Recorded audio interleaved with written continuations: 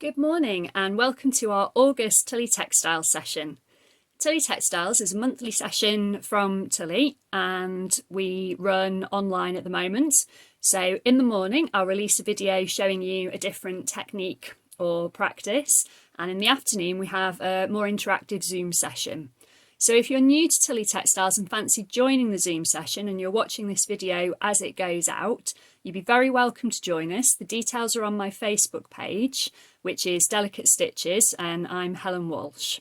I've been running Tullie Textiles for quite a long time now, so we like to try different things. We've done all sorts of things, but I'm always open to suggestions. So if anyone has anything they fancy having a go at, do feel free to message me, or if you've got any questions about what I'm going to show you today, also feel free to drop me a line and I'll try and help you out. So what I thought we'd have a go at today is kitchen batik, which is seems to be a term that I've coined. I couldn't find much reference to it elsewhere, but that's okay. And what it basically is a resist dyeing technique, but using bits and pieces that you can find in the kitchen. The technique isn't new. I've seen these techniques in lots of different places. I just haven't heard it called kitchen batik before, but I think it's a good title, so we're going to go with that. So we're going to need a few basic supplies from the kitchen and a couple of bits and pieces, but all of this can be improvised. And the idea of Tullie Textiles really is just to introduce you to new things so you can try and see what you like, and then things that you're interested in you can take further. So as I say, we've got the Zoom session this afternoon. The codes for that are on my Facebook page if you want to join us. If not, I hope you enjoy this video and do let me know what you think. So to start off with, we're going to just have a quick look at the things we're going to need to do some kitchen batik. This is my example. In fact, I've got a couple of examples for you here. And you can see this one's a bit paler. I'll come on to why that is a bit later. But the first thing we're going to need is some fabric. And it's important that this is a natural fibre. So cotton, linen works best. You can also do it on animal fibres like silk or wool. Ideally something that's been washed a few times so it's got no finishes. If you're using a brand new piece of cotton, probably is worth giving it a quick wash first to remove any finishes. You can use any colour, but obviously that will affect the colour that your dye goes when you put it on top. So I've just got a bit of old white sheet. That's what I'm using to experiment with. We've got some flour, and you can use any flour for this. I'm just using plain flour, but you could use corn flour, rice flour, any flavour flour will work. And I've got, I don't know, maybe 2 or 3 heaped teaspoons in there. The amount you need will depend on how much batik you want to do. This will be more than enough to do this, and probably a few others as well. Got some water, just normal tap water. And then once we've done the resist section, we'll need something to dye with. And I'm using this turmeric, which went out of date in 2010. So probably best not to eat, although I'm sure it would be fine, but great for dyeing. And again, we'll be mixing that with water. So turmeric is what's called a fugitive dye, which means that it won't be fast. So this colour won't stay forever, but it'll stay for long enough. We're not going to worry about mordants and things today. This is just to have a bit of fun and to try things. And as I said before, the idea is to use things that we've got to hand. So what we're going to do first is we're going to make our resist. And the resist is what gives us these patterns. It works, as the name suggests, by resisting the dye. And it's a really nice, simple process. What we're going to do is we're going to take our flour and we're going to add water and mix it up into a paste. Now, I haven't got an exact formula for this because it will depend a little bit on what type of flour you're using, what the current humidity conditions are like, what kind of consistency you want to go for. But what I'm aiming for is a reasonably thick paste. I want to be able to paint with it, but I also want it to be quite thick and gloopy because I want it to be able to resist that dye. So this is kind of getting there. It is worth spending a bit of time just making sure it's as smooth as possible so that there aren't too many lumps. I mean, if you got really enthusiastic, you could sieve it, but I didn't. So it's still quite tough. So I'm going to put a tiny bit more water in. And with all these things, it's generally best to start off with less than you think you need, because it's a lot easier to add in than it is to take away. Obviously, if you ended up with something that was too runny to work with, you could just add another spoonful of flour. That wouldn't be the end of the world. So what I've got here is kind of a nice, relatively smooth paste that I'm going to be able to make my designs with. Okay, so let's get our fabric out. Now you could pre-plan your designs, or do what I'm going to do and just go for it. And what I'm going to do is I'm going to use my flour and water paste to paint some shapes on here. And where the paste goes, the dye won't go. So these shapes that I'm painting are going to stay white.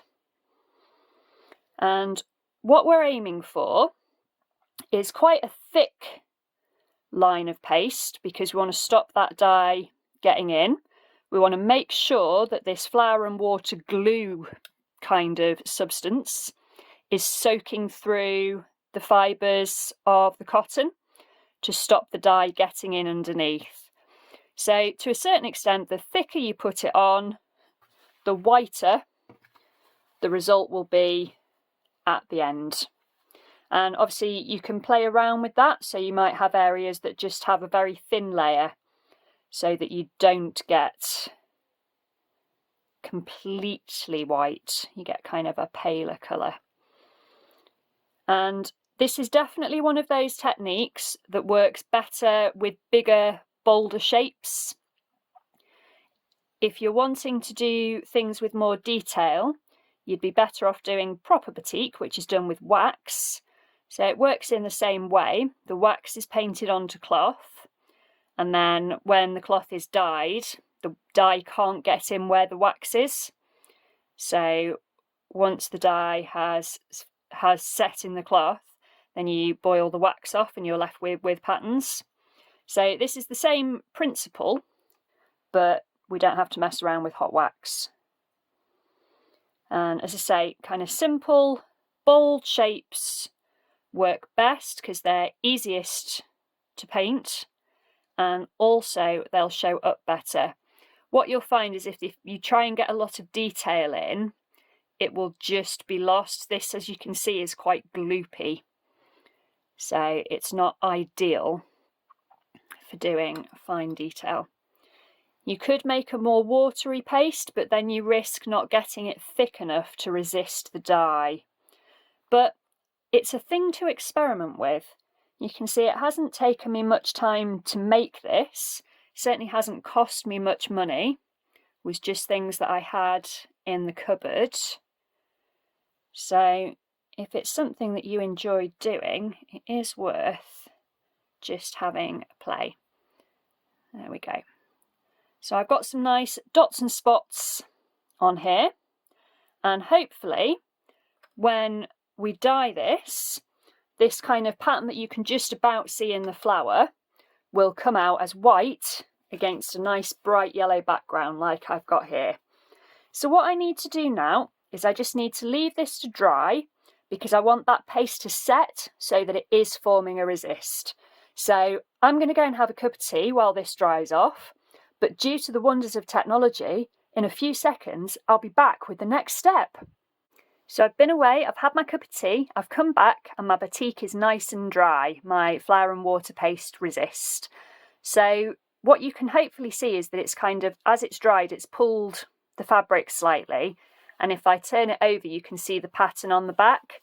Now that's a good sign, because that hopefully means that the paste has soaked into the fibres of the cotton and will work as we want it to do and to form a resist. Now what you can do at this point, if you want, is you can put kind of a few cracks in it, and that will mean that there's little channels that the dye can get in and get through to the fibres. So rather than having a more solid white line, you'll have a crackly white line. Just be careful not to go too mad and peel the paste off, because then you won't have any resist at all. I don't think I mentioned at the start, what I'm using for painting the flour and water and the turmeric is just ordinary paintbrushes. There's nothing special. All of these things wash out, so don't need any fancy equipment. Which leads me on to the dye we're going to use today, which is turmeric. And I've just given this a bit of a shake, but basically there's a couple of tablespoons of turmeric in there and some water. And all I've done is given it a shake. Now I'm doing it in a glass jar for a couple of reasons. It's got a lid, so it's easier to store, so I can use it for a while. It won't keep indefinitely, but it'll keep for a while. And also, if you've ever cooked with turmeric, you'll know that it stains absolutely everything. So for this stage, it's well worth having something to protect the surface you're working on. I use this mat for all sorts of things, so I'm not really bothered about getting things on, but if you're doing it on your table, put a couple of sheets of newspaper down, or a bit of oilcloth if you've got that, something that doesn't matter if it gets things spilt on it, because this stuff will stain.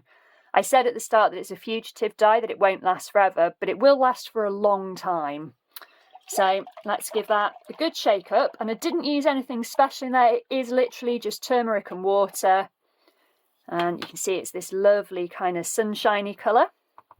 And what I'm going to do is I'm just going to paint it all over my fabric, like so.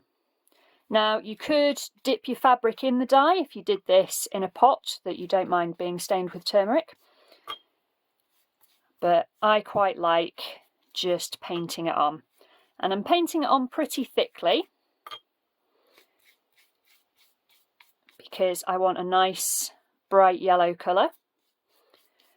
Now, because this is basically a suspension of turmeric, which means that the bits of turmeric are suspended in water, you can possibly see it's a little bit grainy. What you could do, if you wanted a more professional finish, is you could strain your dye. So you could mix up your turmeric and water mixture and then strain it through a piece of muslin or similar to get rid of kind of the bigger particles basically, and just be left with the dye. And that's a good way of doing things. So obviously I'm painting over my resist and hoping it's going to do its job and resist the dye. So I'm just putting lots and lots of this on, giving it a good soaking. Just working my way around the cloth.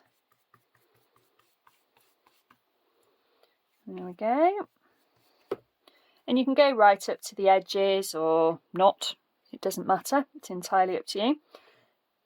And if I just flip a corner over, you can see it's not really starting to soak through yet. So I'm going to just add a little bit more